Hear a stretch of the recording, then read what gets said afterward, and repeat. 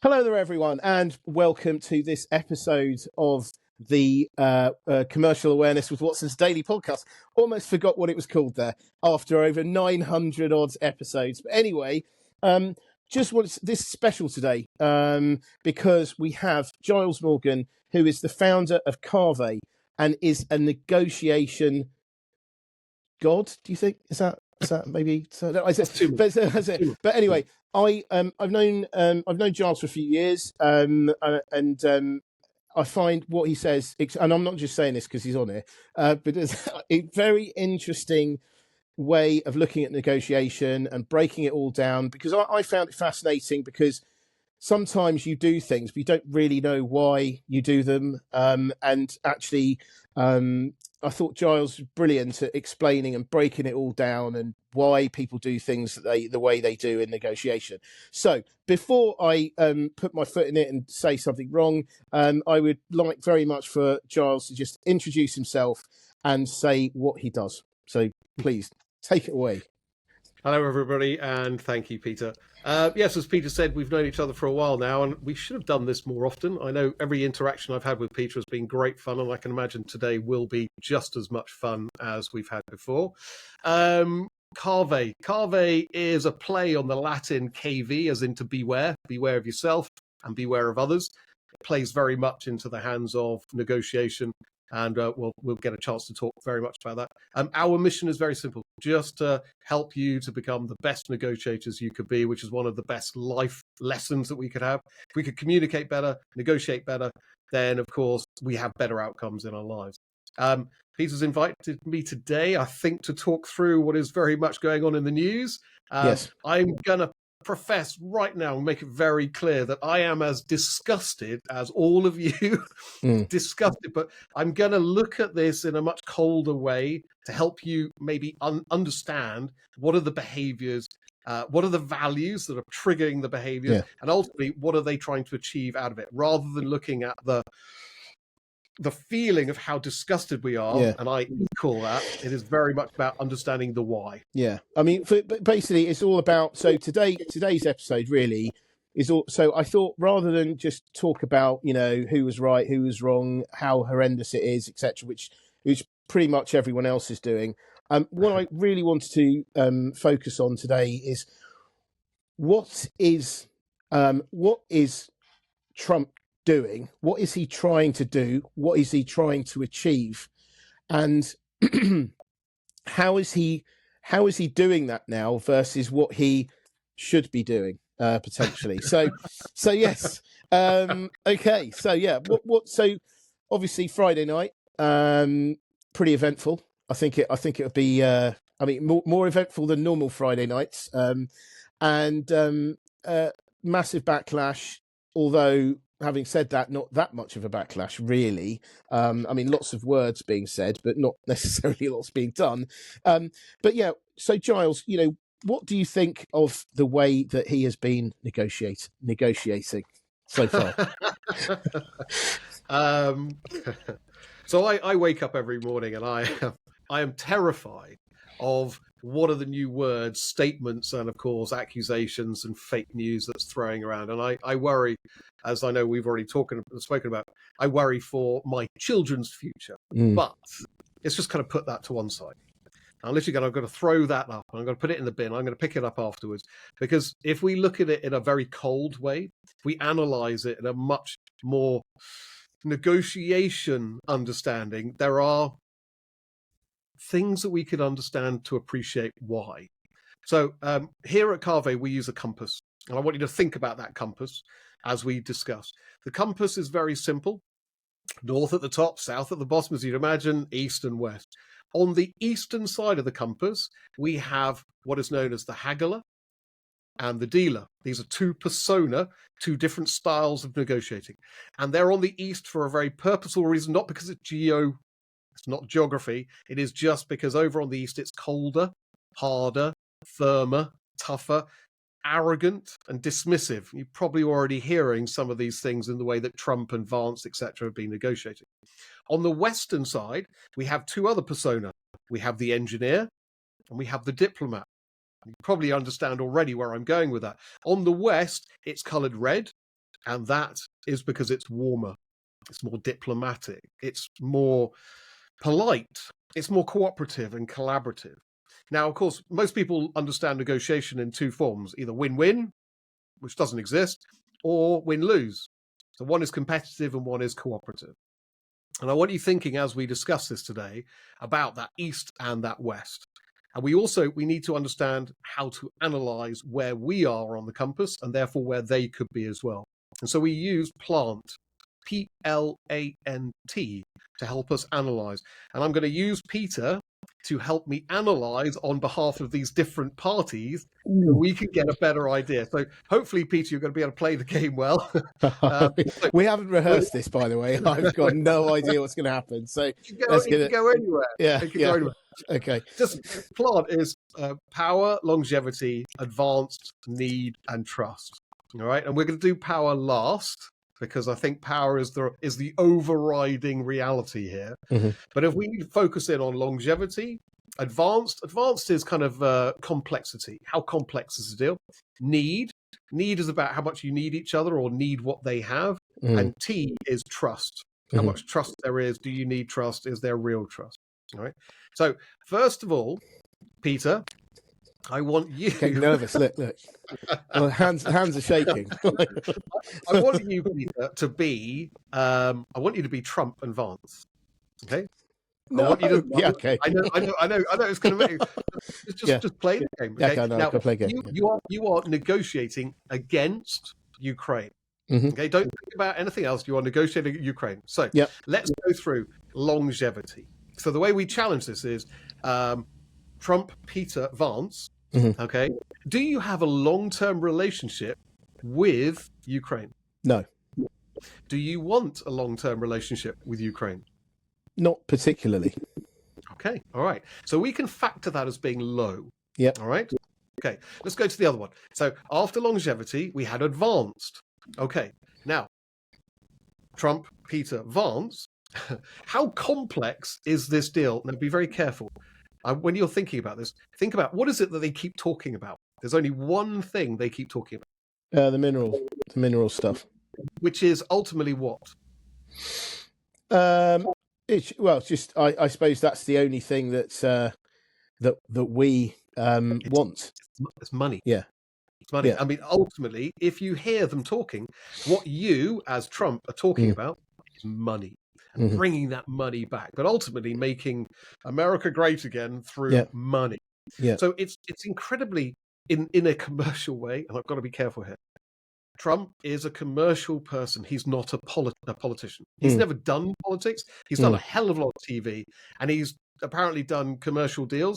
I think a lot of other people did those deals, but he is a commercial negotiator.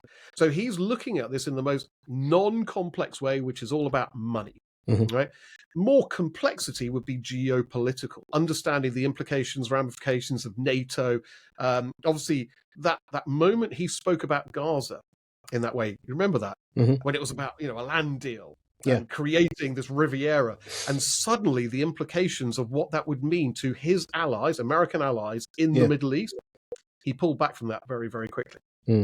So, advanced. Versus Ukraine, it's only about money. It's money I've given you. It's money I want to get back because the voters want that money. Yep. That's it. All right. Okay, let's look at need. Does Trump need Ukraine? No. Okay. So we've got longevity, low, advanced, low, need, low. All right. Here we go. Peter, as Trump Vance, do you trust Ukraine? No. So that is low as well. Now, this gives a very clear picture on the compass. The lower it is, the more you're over on the eastern side. In fact, the lower it is, the more you go to the northeast, which is where the haggler is. The haggler, cold, hard, arrogant, dismissive. Do you recognize those behaviors? Sounds like me. As Trump, of course. Not me. Exactly. But yeah, I'm trying to, you're doing really well. So instead of looking at Trump as this evil figure, instead look at him as a commercial negotiator, just doing the analysis, the cold analysis that a commercial negotiator would do. Now, I need to reaffirm, I am disgusted. I am disgusted by the behavior because, of course, this is geopolitics, and geopolitics, there are much more implications. Because if we were to do the compass bearing based on politics, geopolitics, diplomacy would be right up at the top. Yeah. But anyway, okay, hold that thought. Now you're going to turn. You are Trump, Vance, versus Russia. Okay, in the negotiation, the plant analysis. So first of all, we now understand why they ambushed Ukraine, why they are putting the power down on Ukraine, why they're being so abusive to Ukraine. All right, now let's go to Russia. So keeping power to one side, we're only focusing on longevity. So what is your long-term relationship, Trump? What is Trump's long-term relationship with Russia? It's not been great. It has been good. Since 1987. Since 1987, I do believe, and I'd need to be fact-checked here, that I do believe Putin actually met Trump in 1987, when all those changes, demilitarization, glasnost, all those sort of things were happening. So I think there was a whole load of land deals that didn't go through. They didn't build the hotels that they were being promised, but Trump was over there negotiating, and they've been in contact for a very long time. So, all right, remember, you're Trump. Longevity. How about longevity with Russia? Do you want a long-term relationship with Russia? Oh, I see. Sorry about earlier, but yes, I would. I do need to do that. Okay, and why? Because they're kind of dangerous. You know, they're another superpower. Yeah. Well, yeah. I would argue that. I think they are massively diminished, but I'm not. They are diminished. Yeah, they're a diminished superpower. But they are a nuclear power. Yeah. They are an energy power. I don't think they manufacture much that goes out, do they? Don't think so. But I mean, they've got, the massive, obviously, in oil. So energy is huge. Yeah. So I mean, that's kind of their main thing. So now there was something that we were touching on beforehand as well. I believe that there needs to be a need between America or Trump, how Trump sees it, and Russia to separate Russia away from China. Yeah. We're going to get to that one. So I believe Trump sees longevity. He needs a longer term relationship with Russia for economic reasons, but also to separate away China from Russia, that axis. Okay.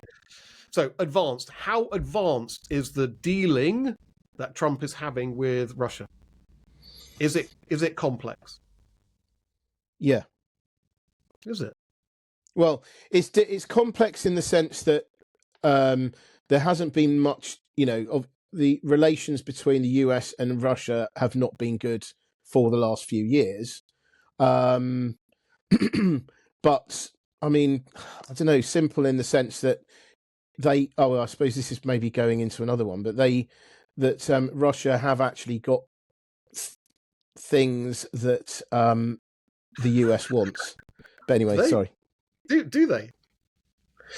I mean, you think about it, energy-wise, America is a massive energy producer on its own. Okay, in fact, Russia would be a competitor. Now, Russia is not servicing Europe, etc., with its energy. Where's Europe getting its energy from? I mean, LNG is coming from US. Yeah. So, if you think about it, now bottle that right the way down. Complexity. Is it complex?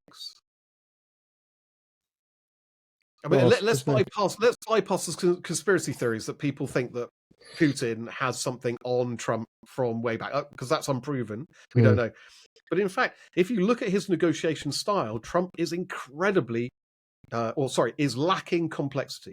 It's just about money.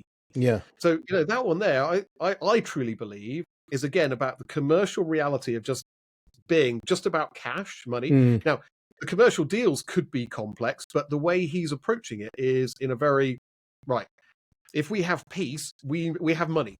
If you throw your warheads at me, well, that's not going to be money. That's going to be a loss of money, my voters. So I'd get advanced pretty low. Yeah. So longevity, let's call it medium. We've got advance is low. How about need? What do you mean by need in this case? Yeah. Does Trump need Putin? Does Trump need Russia? Does America need Russia? Certainly needs Russia a lot more than Ukraine. Okay, good. Well, we can leave it like that, can't we? Okay. For whatever reason, it definitely feels like it, the way that he's communicating. That's a bit weird, isn't it? Okay, so let's call that medium, okay, because I'm not saying it's high, but it's medium. I think America needs Russia to be on their side, not on China's side. Yeah. I think that's a reality. Okay, so we've got after need, we've got trust. Do you think Trump, do you trust Putin? No. But he does say he does, doesn't he? Yeah, he does, but he doesn't mean it. we don't know, do we? Yeah. But he definitely seems to trust Putin and what Putin says, to the point where he trusts that Putin will not go any further with his invasion if he gets what he wants. And he believes he might be able to get an agreement where Putin actually doesn't get any conditions against him. There's no security needs at all. When Putin has a deal with me, I trust him. He will agree, he will stand by the deal. That's weird, isn't it? Yeah. I mean, I suppose in a way, I mean, does he is it Putin he's trusting, or is he trusting the office of Russian president? Is he trusting what he can do? No, it's Putin. It's there. I believe, it's my opinion, it's the relationship he has with Putin. Which goes back to the interesting. He believes he trusts Putin. He believes Putin respects him. Now, Putin's an interesting one. That would be one to do the research on. Yeah. I think Putin, who doesn't show his emotions much, and he's being very silent right now because he's just watching the world negotiating on his behalf, which is just a great tactic in itself. No, I think if we were to look at it, trust on Trump's side, on your side, I'm sorry, Peter, is that you believe you trust Putin. How can you trust an ex-blimmin' KGB agent, for God's sake? I mean, he doesn't see him. He sees him as a strong man. Right, he doesn't see him as a dodgy KGB agent who hasn't kept any of the deals that he ever agreed, which also Trump was involved in. Yeah. Now, let's just imagine there is trust. Okay, I'm not saying there is, but let's just imagine there is between you, Trump, and Putin. Okay, so we've got medium for longevity. We had advanced, pretty low to medium, need, medium, and then we've got T for trust, maybe tipping us. Maybe for the first time, we could be at the south. This is between the dealer and the engineer. Now, this is where our behavior changes. We can't be arrogant and dismissive, because that would turn off our negotiation counterpart. We need to start warming up to them, showing cooperation, being more polite, using warmer words. Does that sound familiar, Mr. Trump? Yeah. Yeah, it does, doesn't it? You think just by analysing this basic thing, you can start to see. And it's, again, I'm disgusted, but that might just give us an idea. All right. Okay. Let's go with EU now, Peter. Yeah. Okay. Trump versus EU, the European Union, including Starmer and ourselves. Okay, going from the top again. Longevity. Does America has America been in a long-term relationship? Yes. Okay. Does America want a long-term relationship with Europe? Kind of, but I'd say generally yes. Yeah, and I think we can look at it. You yourself and your banking experience, you'll recognise that the UK especially sits on that line. That was it the Reuters line between the US, where it came in by steamer and then came across, then the electronic wire from Ireland across into London was the only way that we got financial data. And now, of course, in milliseconds that you blink and it's done. But ultimately, America uses the UK as its communication portal to the Europe, to the rest of Europe. So, UK and Europe, but let's bond them both together rather than separate entities. Yep. I believe and agree, Trump wants a long-term relationship with Europe. He just wants Europe to behave differently. Yeah. Okay. Advanced. How complex is that negotiation? I'd say that is very complex. Yeah, multiple parties, multiple needs, multiple wants. It's not just about money, although Trump does talk money a lot, doesn't he? It's about, you need to pay more into NATO, you need to pay, but we're not being expected to pay him. Yeah. Yeah. You notice there's a difference. So Ukraine needs to pay him. Mm. Russia, he hasn't spoken about what the conditions are, but, I'm sure it's a money thing somewhere in there. Mm. All right. How about need? Do you, Peter Trump, do Mhm. you need Europe? I'd say reluctantly, yes. I'd agree. I would. I would agree with you. Reluctantly is a really good word to use as well. Thank you. It goads him. It goads him. Yeah. His ego, his vanity, his pride. The fact that he needs Europe. Mm. He needs Europe to do a deal. He just needs Europe to do more. Mm. Okay. Trust. Does Trump trust Europe? No. So it's interesting. Okay, with all of those things being higher and trust being low, okay, we are still on that south, and we need to be crossing over to the western side, that warm side, where we can start being more diplomatic. Now, diplomacy, of course, we are looking at that polite collaboration, all those warm words, words that caress and stroke people, even to the point where he's touching Macron on the shoulder. Oh, that's such a lovely accent. Yeah. These are warm words, words that caress, and phrases that progress, move things along. Does that sound familiar, Mr. Trump? Yeah. There you go. So we could analyze all of these negotiations just using plant analysis and understanding the compass. And we've just gone through the haggler, cold, hard, arrogant, dismissive, all the way through to the diplomat, where we're warm, polite, and we're using very warm phrases. Interesting. Do you want to do China? Yeah, let's do it. Let's do China. All right, Mr. Trump, you negotiated with China. Okay. Longevity. Do you have a long-term relationship? Do you want a long-term relationship with China? Yes. Yeah. Why? Because they are probably my biggest opponent. It's competition, isn't it? Yeah. But it's also competition in collaboration. They both buy and sell. There is a commercial. The tariffs is just one big negotiation. Yeah. All right. So how about? But there's big fear. Let's look at that. We were talking earlier. I think the data is still showing that most Americans see China as the threat. Yeah.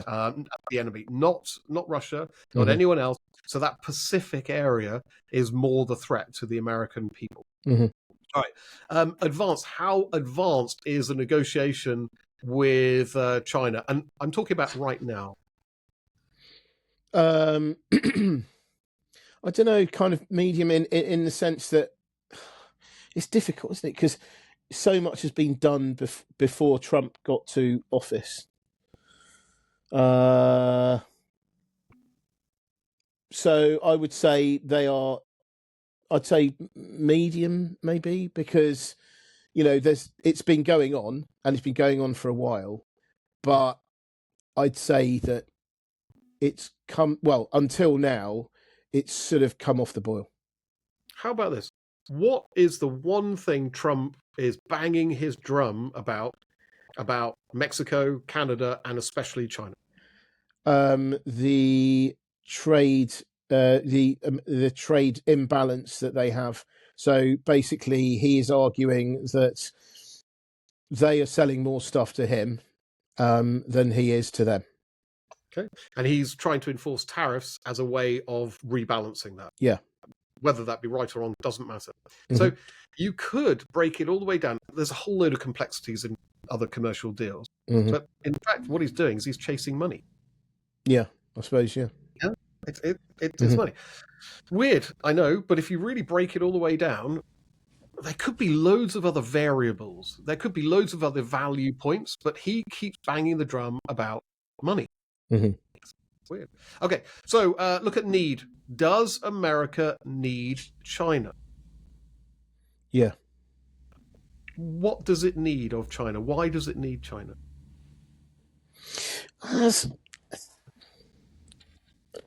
This is going to sound pretty awful, blunt, but I am Trump after all. You are Trump. You're allowed to be blunt. Yeah. No, I need China because, I need China to be not quite as good as America. So you want to weaken them? Yeah, I mean that, and that's what I've been doing with my sanctions and restricting advanced chip exports and all that kind of stuff. Right.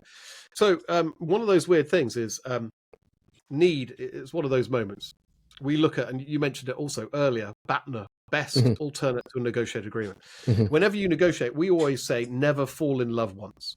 And Mhm. that just means, when you go to that dance, you want to go and try as many people to have dance partners with, Mhm. because if you focus in on one and you don't get that one, of course you're going to be sat there on your own for a very long time. So Mhm. negotiation is a similar way. You want as many alternatives as possible because it gives you power. Mhm. Now, at the moment, do you think America is more needing of China rather than China needing America? Is there an imbalance there? Not well, not particularly. I mean, it needs China. Well, okay, so it depends. So for instance, China has got a stranglehold on lots of things that the US needs, like rare earths, like ingredients for pharmaceutical products. So there is, Trump is, or I am not able to completely cut myself off because there are actually many things that I need. And actually that, sorry to point the pencil at you there. But You are Trump. yeah, At least it was on your pen. I'll be more like this, wouldn't I? But yeah, I mean, I think there's a deep seek thing that happened recently is sort of China getting one back on him. But anyway, that's probably a different thing. But anyway, it was them showing the Trump that actually, we're still here, we've still got something, and you need to watch out. And I think that yeah, so I think Trump would like to be independent of China, but he probably realizes that he can't. So I believe, well, you're right. Absolutely. Mr. Trump, you're right. But also, Mr. Trump, how much do you owe China? In terms of what? There's Money. a huge debt. Mm. And China bought up debt. Oh, And yeah, there's a okay. massive amount of money being paid from the Americans to China, their enemy. They're paying off this debt. It's gigantic. Mm. So there is this imbalance, I believe. There is an imbalance where, in fact, America needs China right now, but China is more powerful in this relationship, with them, of course, tying themselves up with Russia and that kind of access. It is going to cause, and it is causing, a problem. Right. So need, we know, is a problem. Right? There's an imbalance going on there. How about this? Do you, Mr. Trump, trust China? No. Okay. So we're now going to bring in another ingredient, because there I'm going to leave that compass free and open for anyone to decide where, of course, Trump needs to negotiate with China. He isn't doing that right now, is he? Apart from with this tariff thing. All right. Let's bring in power now. Okay. Remember, we kept away from power. Okay. And you've got power. It comes in two different forms: real power, perception of power. Real power, that is when you tell someone to do it and they have to do it because you are so powerful. Perception of power is when you tell someone to do something, they do it because they believe you're powerful when you're not. Yeah. Lots of different ways. Nice and easy. Okay. Let's go back to Mr. Trump. You negotiated with Ukraine. Okay. Who has the real power there? US. Massive amounts of power. Gigantic amounts of power. I am stopping supplying you with arms and the funding. I mean, that is leverage, yeah? That is pure, unadulterated leverage. And that gives Trump the ego, the vanity, and the pride to be able to use that leverage in the most dismissive and arrogant way, as we've seen. Okay. Russia. Who has the power? America, Mr. Trump, or Russia? America. It is massive, isn't it? I mean, America could destroy Russia tomorrow. In a cold way, just purely financially. I actually don't believe Russia is financially viable at the moment. I'm not sure. You're the commercial analyst more. But there is a moment here where America is humongous, growing. We've seen the FTSE lose so many of our top companies going across and listing over in America because there's just more money being produced. I think someone said recently, of the top 7, including their Apple and Nvidia, they've got more in capital than the whole of the FTSE 100 put together.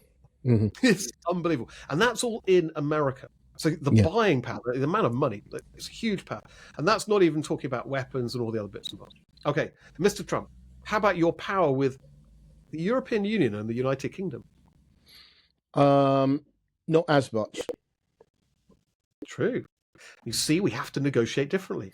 So it explains immediately why we're negotiating with Ukraine in such a way. We didn't talk about Putin's possible hold over Trump, but we don't know if that's real, but that would be leverage in favor of Trump. There's got to be something there. Why would he negotiate in this way if there wasn't that kind of leverage? Okay, how about this? Mr. Trump, who has the power, China or America? Probably China, but I don't want to admit it. I'd hate to admit it too, but maybe. Now, again, disgusted, whatever, we've got to look at the cold, hard facts when we look at negotiation. We've got to take our values and all of what we love and just put it to one side because negotiation has got to be done in a much colder way. When you look at that, who do you think, now when you look at all that total, Ukraine all the way through to China, who do you think Trump is really negotiating against? China. That Friday night thing. Yeah. Who was that for? Who was that in favour for? Who's it in fate? So, sorry, who was... So I suppose I thought that with Friday night, he's trying to give that perception of power, particularly with Europe, to show that, look, I can do this, but indirectly also to China as well, I think. I think so too. I think you're right. The moment, and as much as it's disgusting, because it is, the use of Ukraine as a pawn in a power game, and it's just a game of power. One, showing real power to Ukraine, therefore showing Russia how powerful America is. They have the opportunity, Russia can turn on the war or turn it off, like that.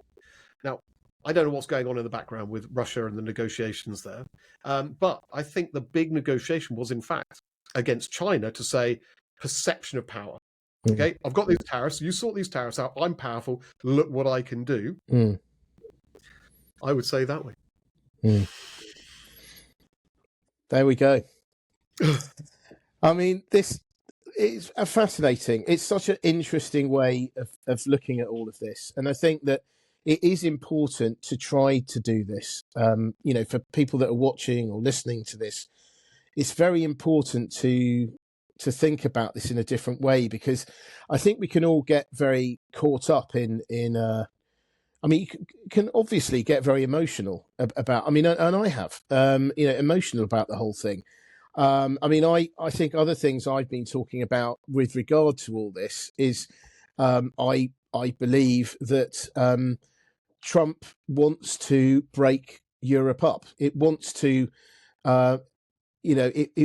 he will be stronger in negotiation if he manages to split Europe, which is one of the reasons why I kind of think that he was being so nice to Starmer,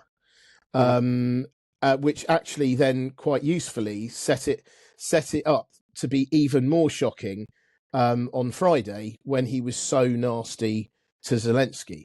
And in a way, I've said in a previous podcast that I believe that he has been nice to Starmer, with the implication being, hey, Europe, if any of you are wavering about this EU thing, look at how well I'm treating the UK.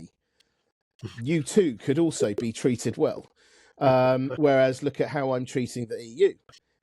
So what do you want to do? Do you want to stay or do you want to go? And I kind of think, that may be a simplistic way of looking at it, but I do think that is got to be somewhere in the back of his mind. I'm going to try and steer away from this one because I don't have enough information. What I will say is three things. One, you talked about emotion, and we'll talk about control. You also talked about breaking up coalitions. Rather than looking at Europe, you look at in negotiation. We talk about creating coalitions that increases your power, and we destroy coalitions. And the word destroys, it's a negotiation language. Don't think it in the most Machiavellian way, although you can do. Destroying people's partners, alternatives, which is destroying their coalitions. What's Starmer done? What has Starmer done? Very recently, he's brought everyone back in together in Europe, and he's created a coalition of the willing. Yeah, kind of reminds everyone very much of the Iraq War, where we all came together as coalition of the willing. The Kuwait War, I think, specifically. But we remained as coalition of the willing going into Afghanistan as well. Okay. Now he's using that phrase because that should have emotional triggers for the Americans who we supported. Although, of course, Vance has utterly tried to obliterate that by saying we haven't been fighting for 30 years. Ignorance, but hey-ho. Moving on from that. Other thing we talk about, emotions and control. So people behave in the way of negotiators to create emotional triggers. Those emotional triggers make you do things and say things you wouldn't normally do. And this gives the other party control. So we could look at that very much in the way that Vance behaved in such a arrogant, dismissive way towards Zelenskyy. Zelensky's behavior changed. Behavior bred behavior. He started to protect himself. He started to argue back. Ultimately, he fell into their trap. And their trap, I believe, because, of course, then the all-powerful you, Mr. Trump, were able to beat him down and remind him how small and insignificant he is. I believe they're playing a very simple negotiation tactic, which is good cop, bad cop. We've got a booklet of tactics. I mean, it is pages of all the different tactics that could be used. But ultimately, bad cop, we know what bad cop is, yeah? Bad cop, good cop. You see this, obviously, in TV, American dramas especially. All right, imagine the bad cop here, of course, is Vance, and also a bit of Trump. But actually, I think it was meant to be more Vance. Ultimately, good cop, who's that? Who's going to be the good cop? I mean, Trump could play the good cop if he wanted to. He could do, but no, he's playing more the queen. I wouldn't call him a king. Queen. I've never heard him be called a queen. I like to think of more of as the Mussolini. Anyway, that's a personal opinion. I apologize. I retract that immediately. No, what I'm talking about here is bad cop Vance, Trump, good cop Starmer, Macron. Yeah. You ever think about that? I have not. So this is one of the many things in this podcast that you've provoked from me. I think it's very interesting. Yeah. Well, I'm sorry. I don't mean to provoke. I do provoke in a good way, because making me think about it, in a different way. So if you go the other way, actually, when we talked about it, remember your negotiation, Mr. Trump, with EU, and we went through plant analysis. You said you needed the EU. You just need EU to take on more power, to take on more of the pressure, so America can deal with China. Ultimately, is it? I don't think he wants to break up the EU, although Putin wants that to happen. No, I think the reality is he needs Europe to kind of go and tell Zelenskyy, this is the deal, we're going to look after you, everything. Don't worry about Trump. It's okay. So Trump's gone out there, he's been the bad cop. Okay. Zelensky's gone back going, oh my God, we're all going to be destroyed. Oh my God. And Europe's gone, it's okay, guys, we'll sort this out for you. So the good cop, bad cop is a way of controlling the behaviors of others. Because ultimately, do you believe, let's just go way back. So the voters expected Trump to get peace within how many days after he got into office?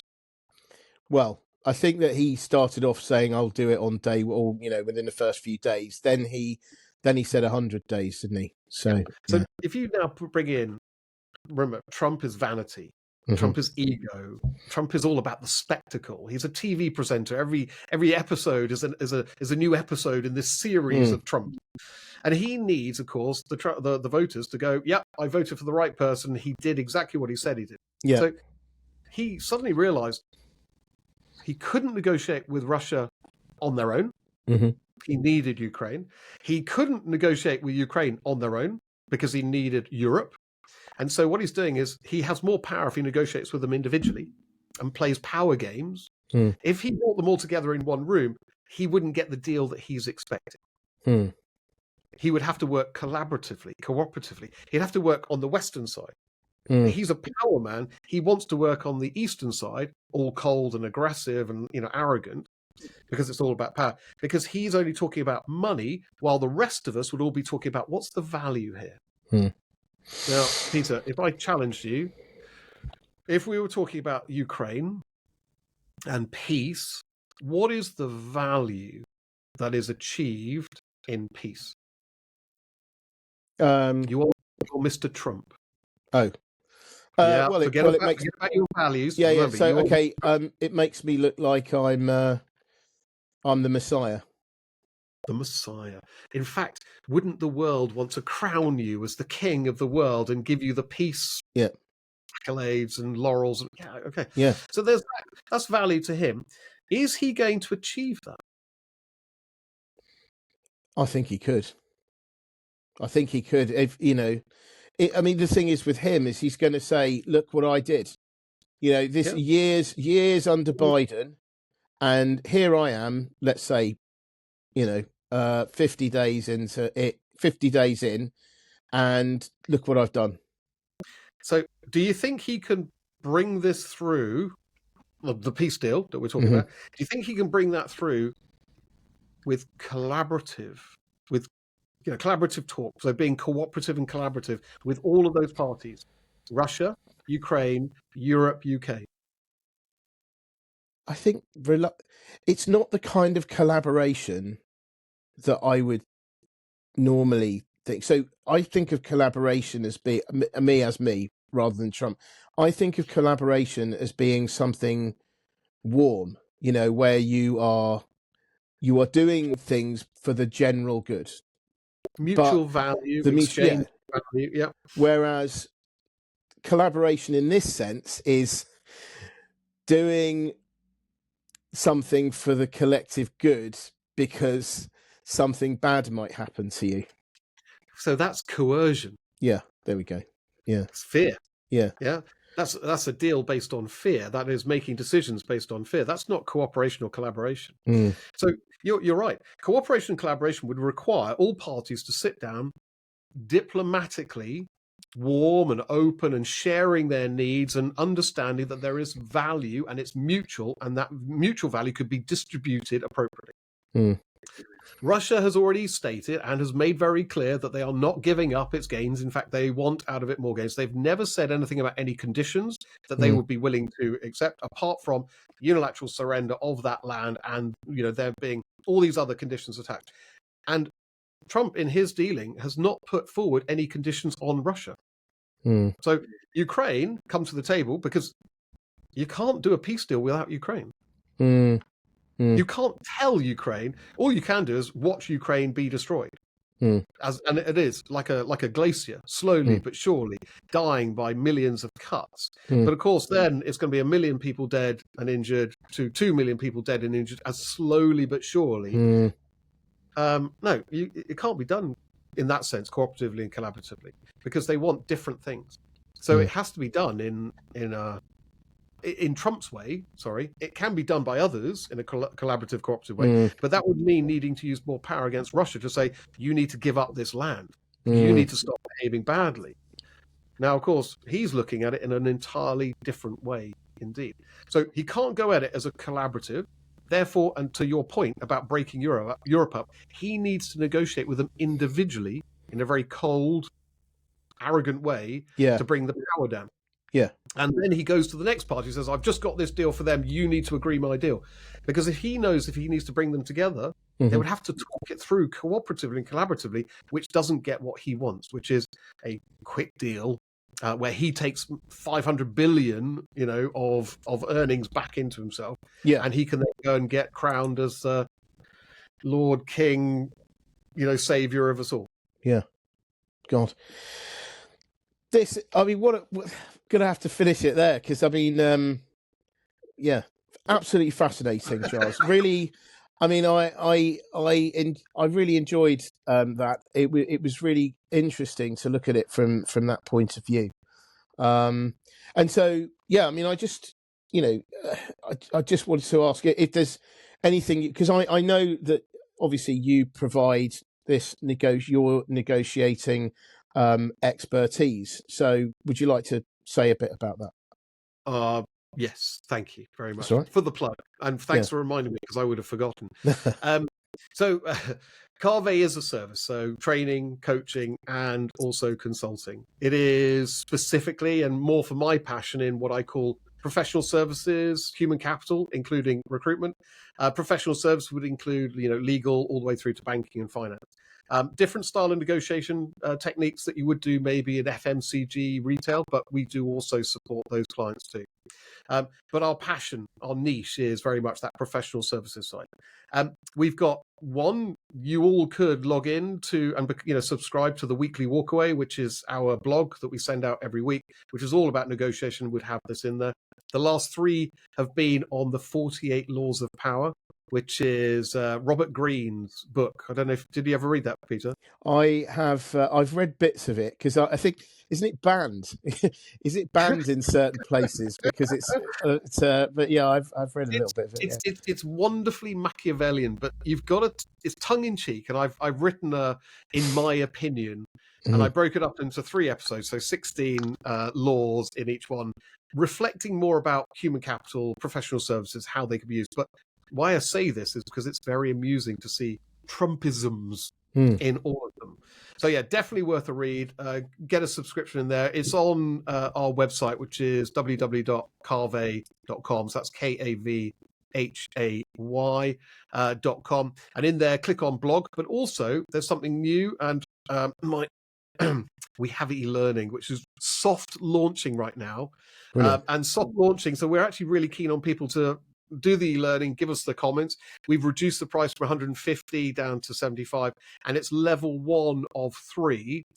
So yeah, jump into that, have some fun with that. We'd love to have your feedback as we try to improve it as we move along. Apart from that, if anyone's got teams or individuals that want training, coaching, or consulting, get in touch. And even if you come through Peter, what I'll do is I'll say there'll be a 10% discount. So what you've got to do is you've got to say #Trump Peter Vance as your code, and I will recognise that you've come through this, and I'll give it 10% discount. Dear me, I really, yeah. Anyway, thank you so much for that. But anyway, no, absolutely brilliant. Thank you so much for being with us today. Really appreciate it. You've definitely opened my eyes, and yeah, it's been brilliant. So thank you very much, Giles. Thanks for having me, Peter. I've had a lot of fun. I look forward to doing something more with you, and maybe we need to meet in the pub and have that chicken sandwich we had a couple of years Absolutely, absolutely. Yeah, no, brilliant. Okay, thanks a lot then. See ya. Bye. Cheers, guys.